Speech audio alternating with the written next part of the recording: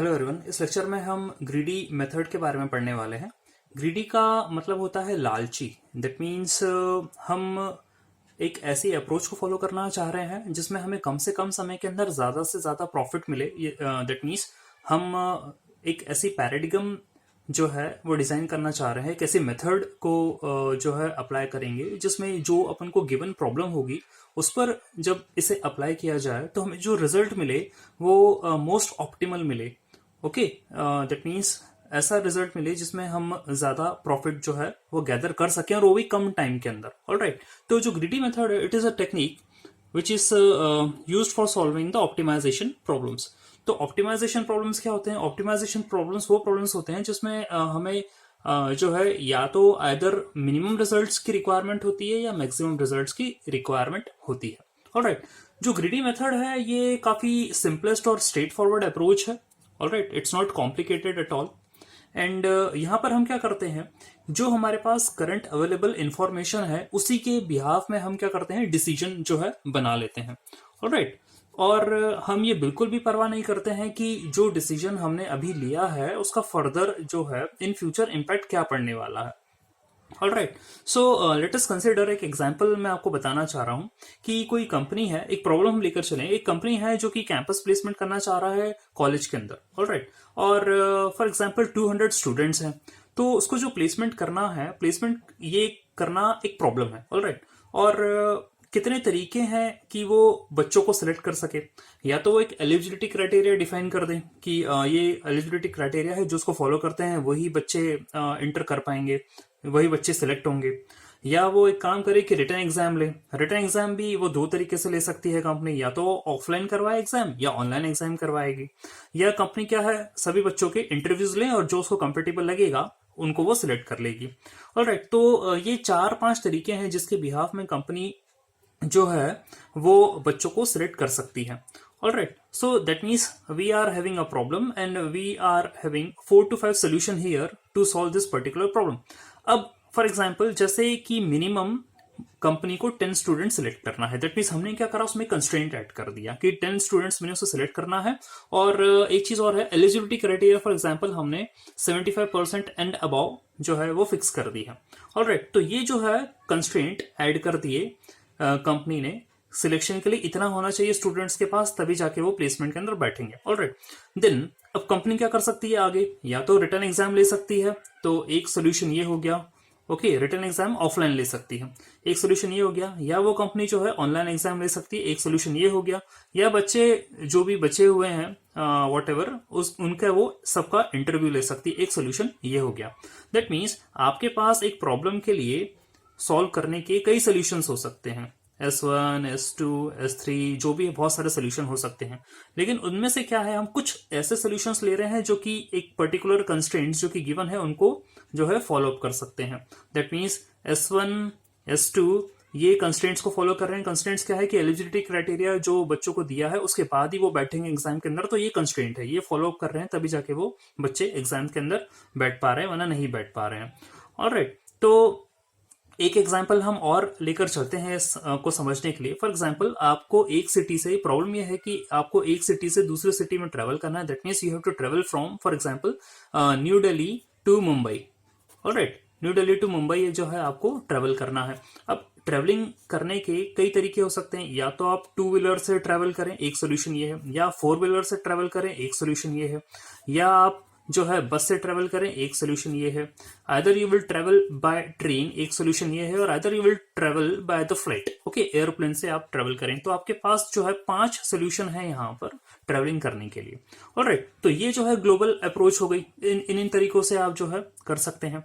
अब यदि आप एक कंस्ट्रेंट बना लें कि मुझे 24 आवर्स के अंदर पहुंचना है दिल्ली से मुंबई, तो बेटर ऑप्शंस जो हैं इनमें से हम वो सिलेक्ट करेंगे। और 2 व्हीलर या 4 व्हीलर, या आप कहें कि ट्रेन या फ्लाइट, तो फ्लाइट जो है उससे आप विद इन 24 आवर्स पहुंच सकते हैं।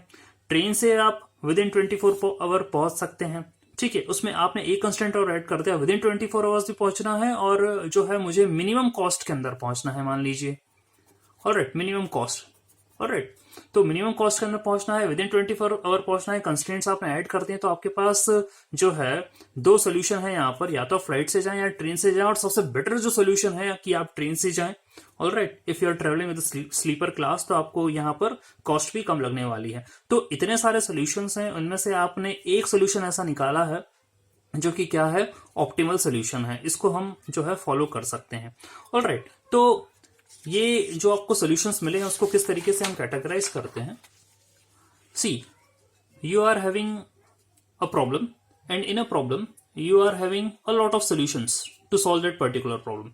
तो उन solutions में हम वो वाले solutions को यदि select करें, that means you are having a set, एक सेट है प्रॉब्लम पी का, उसमें सॉल्यूशंस आपने जो सॉल्यूशंस का आपका सेट बन गया, पूरा प्रॉब्लम पी थी उसका सॉल्यूशंस का सेट बन गया। उसमें से आप इस सेट में से ऐसा सबसेट निकालेंगे पी डैश, यदि मैं निकालूं, जो कि कंस्ट्रेंट्स को फॉलो करते हैं और फिर वो सोल्यूशन दे रहे हैं।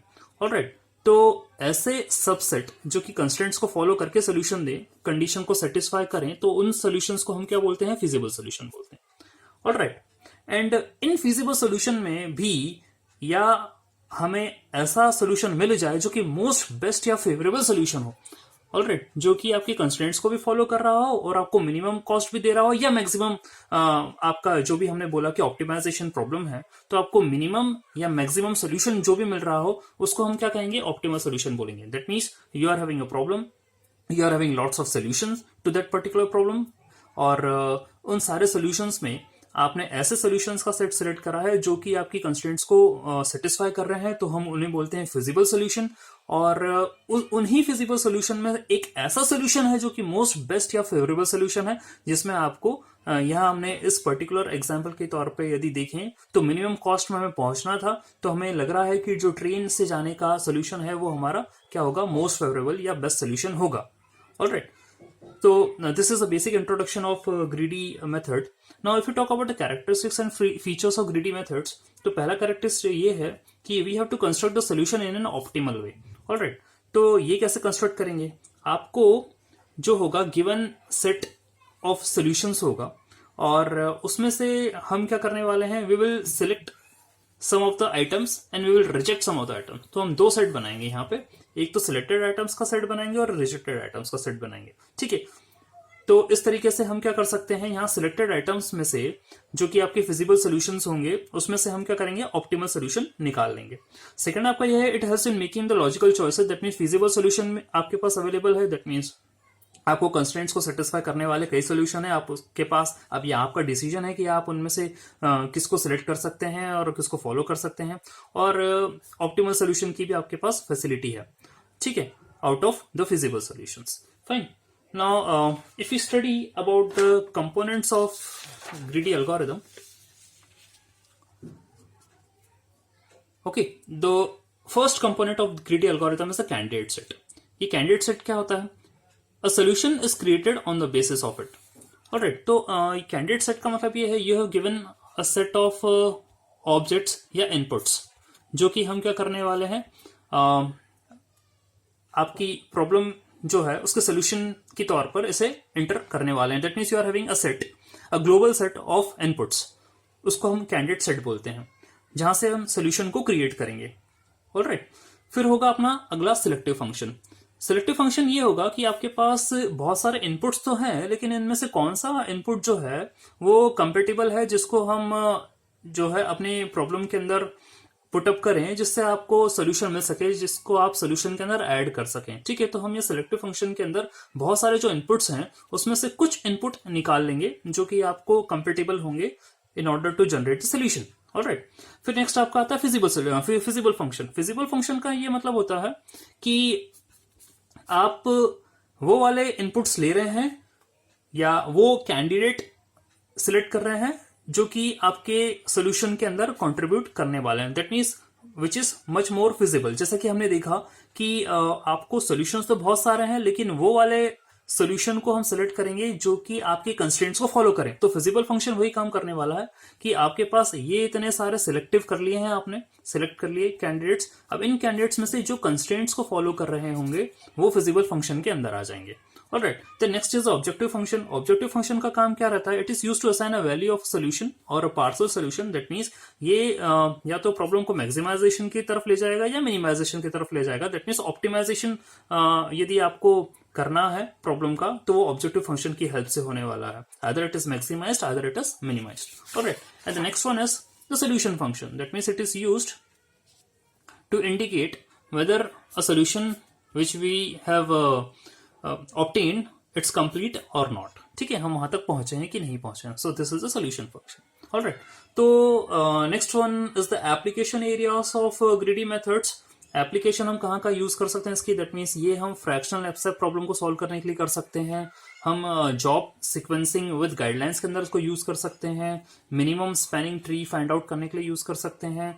And we can also use it to find the shortest path. Alright, और जो ऑप्टिमाइजेशन प्रॉब्लम्स होती हैं उसके एग्जांपल्स क्या क्या हैं? ग्रीडी मेथड जो है ऑप्टिमाइजेशन प्रॉब्लम के अंदर आती है, ये हमने इंट्रोडक्शन के अंदर ऑलरेडी देख लिया। डायनामिक प्रोग्रामिंग अप्रोच ये भी जो है ऑप्टिमाइजेशन के अंदर आती है, जहां हमें मैक्सिमम मिनिमम निकालना है। ब्रांच एंड बाउंड टेक्निक्स जो है ये भी ऑप्टिमाइजेशन प्रॉब्लम्स के अंदर आती है। Alright, so next we will study about the algorithm for the greedy algorithm. See, this is the greedy algorithm greedy AN.